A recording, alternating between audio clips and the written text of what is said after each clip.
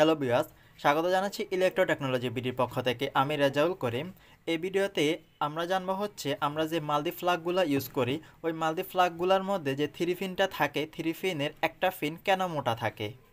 এই প্রশ্নটা হচ্ছে ইলেকট্রিক্যাল এবিসি লাইসেন্স এবং কি বাইবে পরীক্ষায় মাঝে মধ্যে হয়ে থাকে।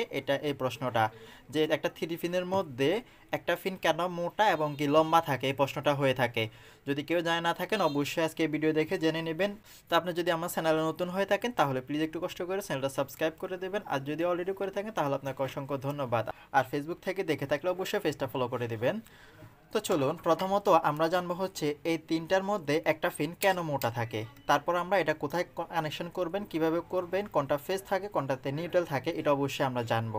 দেখুন এখানে এই দুটো ছোট থাকার কারণ হচ্ছে এখানে এটা মোটা হচ্ছে, এটা জানি হচ্ছে আমরা জানি কি আর্থিং হিসাবে ইউজ করা হয় এই পিনটাকে। আর এই দুটো হচ্ছে একটা নিউট্রাল একটা ফেজের জন্য ইউজ করা হয়।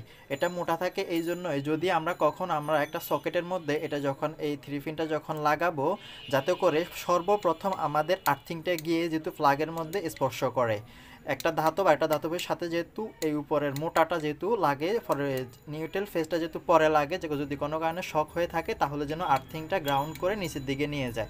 যদিও বা আমাদের দেশে তেমন একটা গ্রাউন্ডিংয়ের কোনো খুব ভালো একটা ব্যবস্থা খুব একটা থাকে না, তারপরেও এটা কিন্তু আমরা ইউজ করার সময় অবশ্যই যদি গ্রাউন্ডিং থেকে থাকে আমরা এটা অবশ্যই মাথায় রাখবো।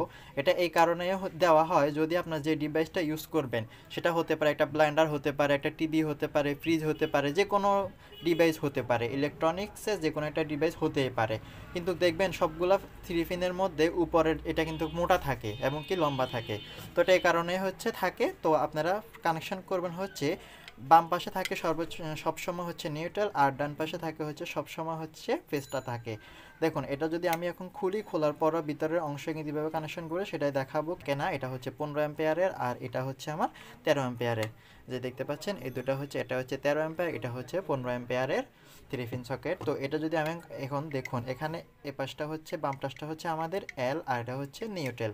ঠিক কানেকশনটা আপনারা এভাবে করবেন, মানে হচ্ছে ডান পাশে সবসময় ফেজটাই থাকে। তো আমি যদি এটা একটু খুলি দেখাই তাও আপনারা ঠিক বুঝতে পারবেন।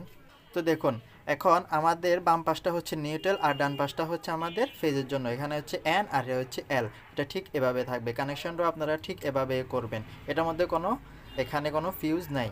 বেশিরভাগ ক্ষেত্রে অনেকগুলো ভালো মানের যে থ্রি পিনগুলো ওগুলোর মধ্যে ফিউজ ইউজ করা হয়, এটার মধ্যে কোনো ফিউজ নেই। আর এই যে সামনের যে মোটাটা যেটা দেখতে পাচ্ছি এটা হচ্ছে আমরা আর্থিংয়ের জন্য ইউজ করে থাকি। এটা অবশ্যই যদি কারো থেকে থাকে আর্থিংয়ের জন্য অবশ্যই এটা ইউজ করবেন। তো আশা করি আপনারা বুঝতে পারছেন কেন এবার একটা থ্রি পিনের মধ্যে সামনে এটা মোটা এবং কি লম্বা থাকে। তো ভিডিওটা ভালো লাগলে অবশ্যই একটা লাইক করে দেবেন।